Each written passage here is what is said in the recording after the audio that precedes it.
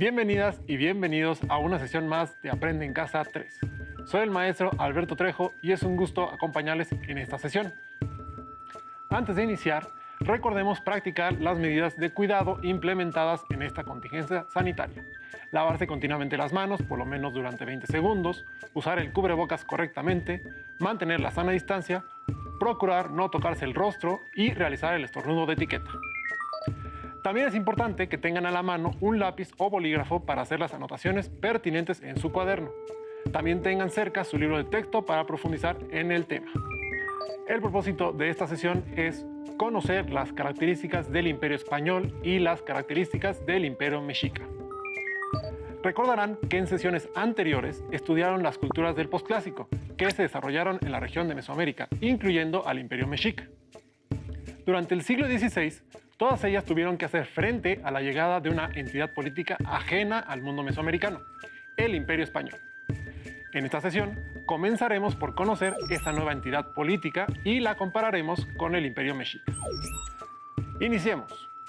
A continuación, leeré un fragmento del libro Historia General de las Cosas de Nueva España, escrito en el siglo XVI por el misionero franciscano Fray Bernardino de Sahagún, y que, entre otras cosas, nos cuenta sobre la llegada de unos barcos extraños a las costas del territorio mexica.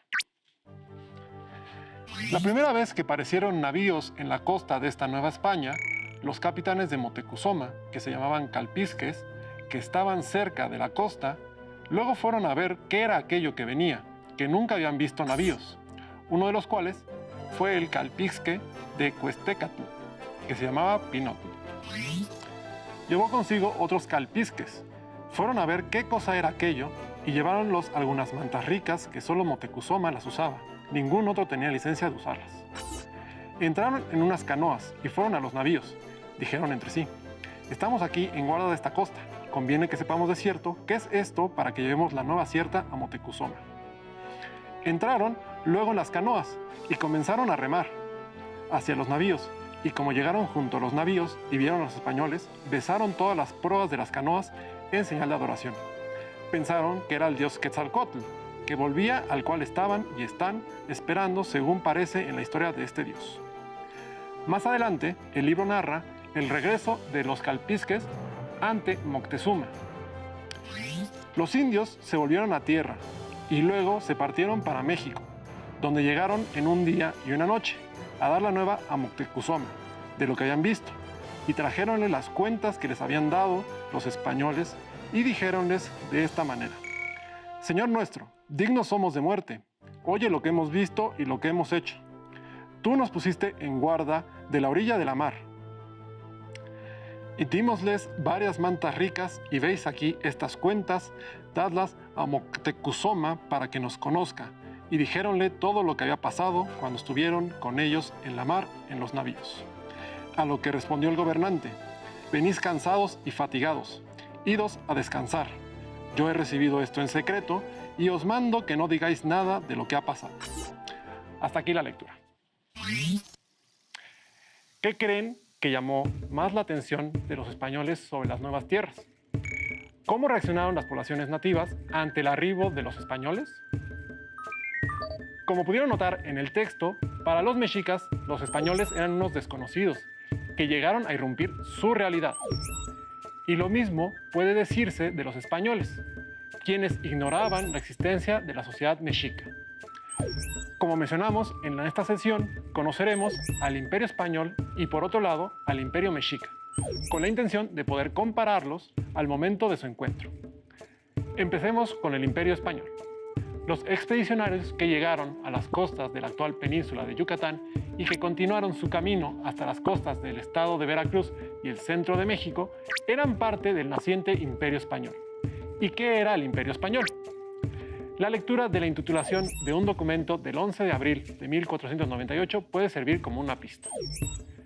En él se puede leer: Don Fernando y Dona Isabel, por la gracia de Dios, rey y reina de Castilla, de León, de Aragón, de Sicilia, de Granada, de Córcega, de Murcia, de Jaén, de los Algarbes, de Algeciras, de Gibraltar, de las Islas de Canaria, conde e condesa de Barcelona, e señores de Vizcaya y de Molina, duques de Atenas y de Neopatria, condes de Rusellón e de Cerdanya, marqueses de Oristán e de Gocián. Esta fórmula, que se repite más o menos igual en la mayoría de los documentos que hacían los reyes, nos sirve para darnos cuenta que el Imperio Español fue una entidad política que estaba compuesta por un conjunto de reinos y territorios que fue fundada en la península ibérica en el año de 1474, a raíz del matrimonio de los reyes católicos que selló la unión de los reinos de Castilla y Aragón, y marcó el comienzo de un periodo de gran expansión que llevaría al Imperio Español en un siglo a dominar territorios en América, Asia, África y Europa. De este imperio nos enfocaremos principalmente en el Reino de Castilla, principal protagonista en la caída de Tenochtitlán. Este reino se hallaba a finales del siglo XV y principios del siglo XVI, saliendo del largo proceso de la Reconquista y en medio de una intensa carrera por encontrar tierras para conquistar nuevas rutas comerciales con las cuales acceder a productos del lejano oriente como la pimienta, la seda o la canela, sin tener que recurrir a intermediarios como los turcos o las ciudades italianas. Ambas situaciones cambiaron de manera dramática en el año de 1492, cuando tuvieron lugar dos eventos que dieron un impulso fuerte a la posición española, en particular la castellana. El primero ocurrió en enero de dicho año, momento en que las tropas dirigidas por los reyes católicos lograron conquistar el Reino de Granada, último reino musulmán en la península ibérica, poniendo fin al largo proceso de la Reconquista, durante el cual Castilla incrementó de manera sostenida su tamaño a costa de los reinos musulmanes que se hallaban en esa región desde el siglo VIII.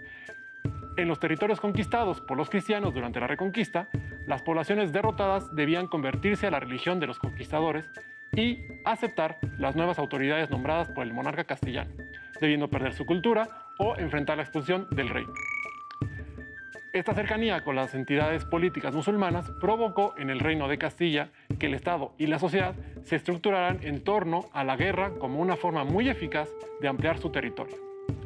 Para justificar tal forma de actuar, se aseguraba que los maometanos se encontraban ocupando territorio anteriormente cristiano y, por tanto, era una misión divina el recuperar esos territorios para la fe católica. El segundo gran acontecimiento se dio meses después, en octubre de 1492, cuando Cristóbal Colón llegó por primera vez al continente americano, ayudado por varios avances técnicos y científicos. Su logro inauguró un periodo de rápida expansión territorial para el Reino de Castilla y, por extensión, del Imperio Español, que lo llevaría a conquistar y colonizar gran parte del continente americano.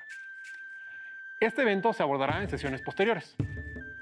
La sociedad española estaba organizada a partir de jerarquías y estamentos fuertemente definidos. A la cabeza del imperio se encontraba el rey, que llegaba a serlo por herencia. Su función era impartir justicia a todos sus súbditos, otorgar beneficios a quienes lo merecieran y cuidar el bienestar cristiano del imperio. Debajo se ubicaba el estamento noble. Sus miembros estaban exentos de pagar contribuciones a la corona. Este grupo se dividía en dos. Por un lado estaban los políticamente importantes miembros de la alta nobleza y por el otro lado estaba la media y baja nobleza. En la parte baja de la sociedad se encontrarían los llamados pecheros y los plebeyos, es decir, todos aquellos que debían trabajar para ganarse su subsistencia y además pagar contribuciones a la corona, a las autoridades municipales o al dueño de las tierras donde trabajaran y vivieran, fuera laico o religioso. Aquí podríamos encontrar a los pequeños comerciantes, artesanos o campesinos. Si bien la pertenencia a estos estamentos dependía de la familia en la que nacieras, en ciertos casos era posible, aunque un tanto difícil, que un individuo cambiara de un estamento y llegara a la nobleza. Para lograrlo, había que juntar una gran fortuna, principalmente por las armas o por el comercio, y conseguir que el rey, o en su defecto, un noble importante, te diera ciertos privilegios. En este contexto, la actividad militar enfocada a la conquista de nuevos territorios se convirtió en la forma más común de adquirir estatus social y riquezas. La economía del imperio dependía de cada uno de los reinos. Sin embargo, en general, la tenencia de tierras y la agricultura seguían teniendo un papel fundamental como productores de riqueza. Junto a esta actividad, cada vez se volvió más importante el comercio, actividad principalmente desarrollada en centros urbanos como Sevilla o Barcelona. Por ambas razones, la conquista de nuevos territorios y el acceso a nuevos productos era algo fundamental para el Imperio español. Un elemento central en la vida de la sociedad española de aquel tiempo lo era sin duda la religión cristiana, la cual estaba presente en todos los aspectos de la vida diaria, la política o el pensamiento, sobre la cual profundizaremos en la siguiente sesión. Del otro lado del océano Atlántico tenemos al Imperio Mexica, del que hemos hablado en sesiones anteriores.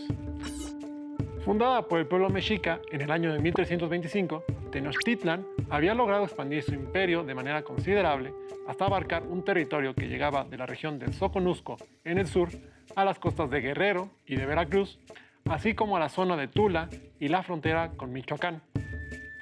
Por otro lado, se sabe que las redes de comercio e influencia mexica llegaban a lugares tan apartados como el actual Nuevo México u Honduras. Para lograr esta impresionante expansión, los mexicas, como se le llamaba a los habitantes de México Tenochtitlan, se apoyaron en otras dos poblaciones nahuas que se hallaban en la cuenca del lago de Texcoco, los Altepeme de Texcoco y Tacuba, con quienes había formado la llamada Triple Alianza en el año de 1430. Si bien los mexicas y sus aliados lograron conquistar varios pueblos, el control que ejercían sobre ellos era fundamentalmente económico.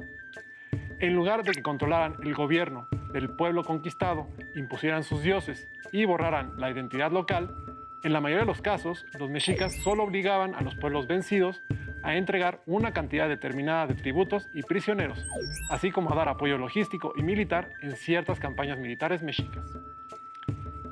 Es importante tener esto presente, puesto que el Imperio Mexica en realidad era una red de poblaciones diversas y con un alto grado de autonomía política que únicamente estaban sometidas a los tributos y requerimientos del Hueytlatoani de Tenochtitlan.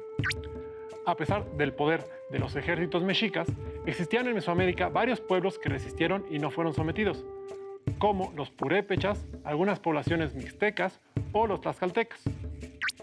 Observemos el siguiente video para profundizar en la importancia política, económica y social que tenía la guerra para el Imperio Mexica.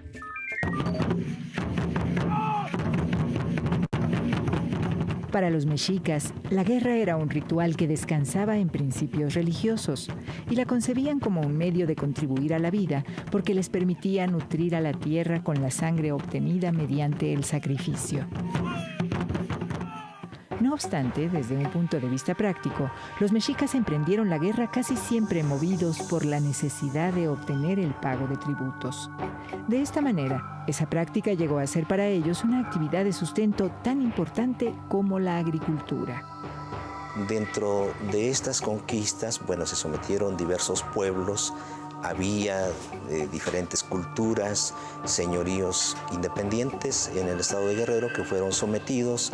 Vinieron de Aztlán y luego de casi 2 siglos de peregrinación, en 1325 de nuestra era, los mexicas fundaron México Tenochtitlan, la ciudad que apenas un siglo más tarde llegó a ser la más importante de Mesoamérica.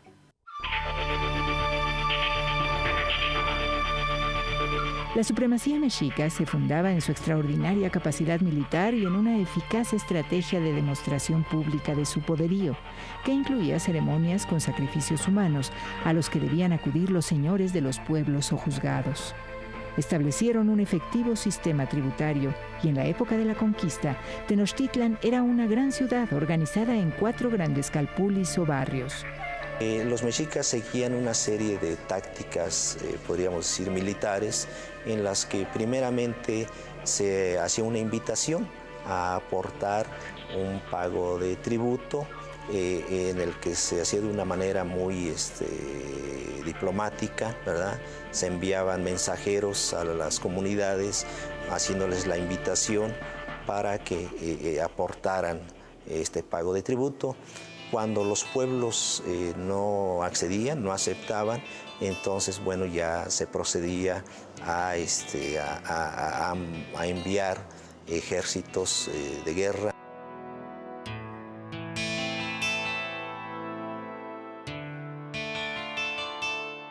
Los registros tributarios indican que tan solo en un año contabilizaban decenas de miles de mantas de algodón, Miles de vestidos, cientos de trajes guerreros, grandes cantidades de fardos de plumas y aves vivas, pieles, conchas, cacao, piedras preciosas y miles de toneladas de alimentos.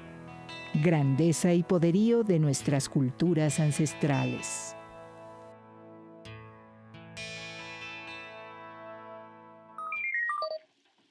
La sociedad mexica estaba estructurada a partir de una división central. Por un lado se encontraban los nobles o pipiltin y por otro lado los macehualtin o plebeyos. A la cabeza se hallaba el hueytlatoani, un cihuacóatl o consejero real, y los tetecutin, tecuti en singular, que serían los funcionarios nobles. Los hijos de estos últimos eran los pipiltin. Todos ellos estaban integrados en el gobierno, donde cumplían diversas funciones, ya fuera que tuvieran algún puesto en el Palacio Real Tenochca, se encontraran adscritos a algún tecpan o palacio de la ciudad como jueces, fungieran como sacerdotes en los templos principales, o estuvieran encargados de recaudar tributos en las regiones del imperio. Todos ellos gozaban de privilegios económicos, políticos y sociales, entre ellos usar ciertos peinados o determinada prenda de vestir.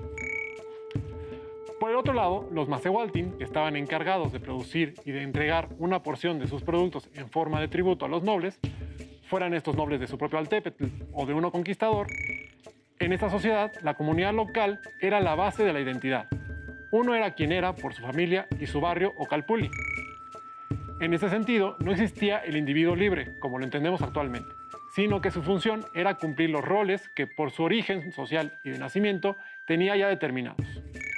En este mundo, las diferencias entre estratos estaban muy marcadas y era mal vista la gente que intentaba salirse del esquema y romper con las tradiciones.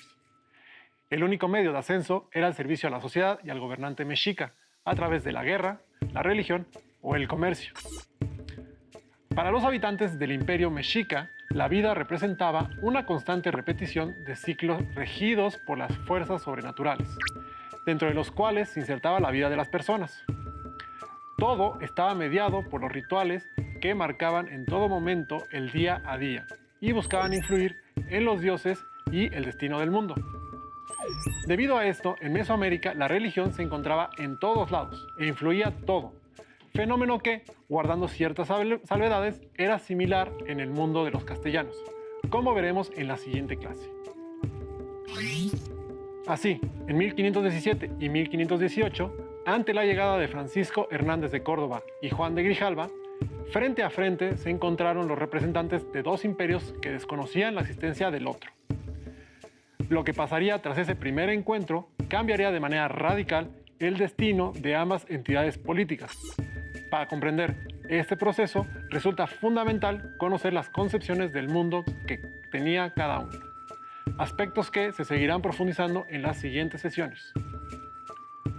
Por ahora, les invito a ver y escuchar un video sobre las diferencias en la alimentación del Imperio Mexica y la del Imperio Español. La alimentación es un elemento fundamental de toda cultura.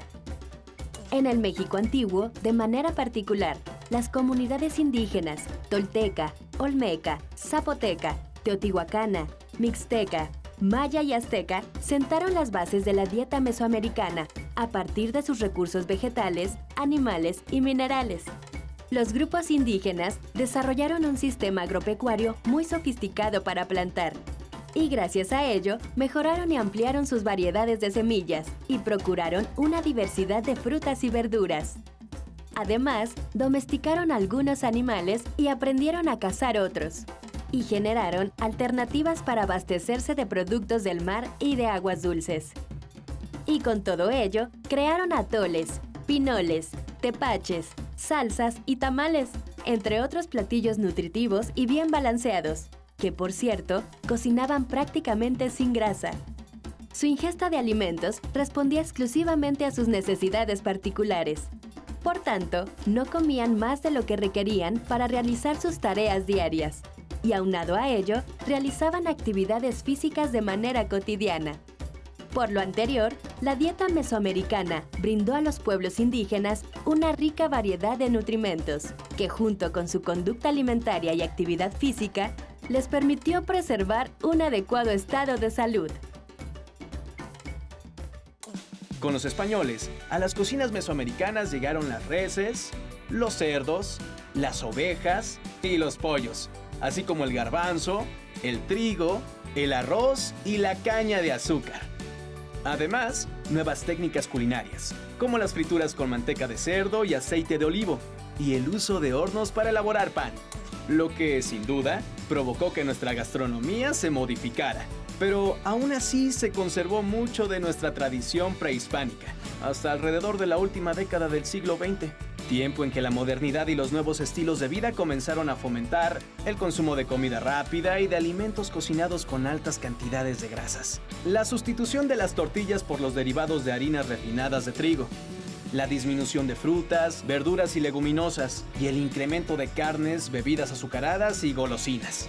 Por otro lado, la alimentación comenzó a definirse más por los antojos que por las necesidades de nutrimentos, y el ritmo de vida empezó a perfilarse como sedentario.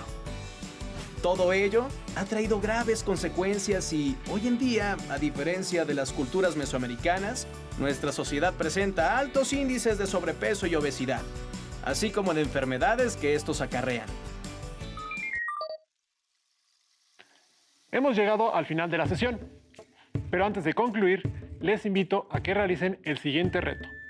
Con la información que estudiamos sobre el Imperio Mexica y el Imperio Español, elaboren un cuadro comparativo en el que, primero, escriban las características políticas, económicas y sociales de cada uno, y posteriormente, con diferente color, señalen los aspectos en que eran similares y diferentes. Para resolver el reto, pueden apoyarse con las notas de las sesiones anteriores, así como la información de su libro de texto. Listo, terminamos, pero aún nos queda mucho por explorar y descubrir. Así que nos vemos pronto aquí en Aprende en Casa 3. Hasta la próxima. Si tienes dudas o necesitas ayuda, llama al Centro de Apoyo Pedagógico a Distancia. El número de teléfono para secundaria es el 55 36 01 71 23. Si requieres consultar los libros de texto en versión digital, recuerda que los puedes encontrar en la página conalitec.cep.gov.mx. Y recuerda que también cuentas con el sitio aprendeencasa.cep.gov.mx, en donde podrás ver nuevamente los videos de los programas y además encontrarás actividades para fortalecer tus aprendizajes. También te invitamos a que consultes la plataforma nuevaescuelamexicana.cep.gov.mx.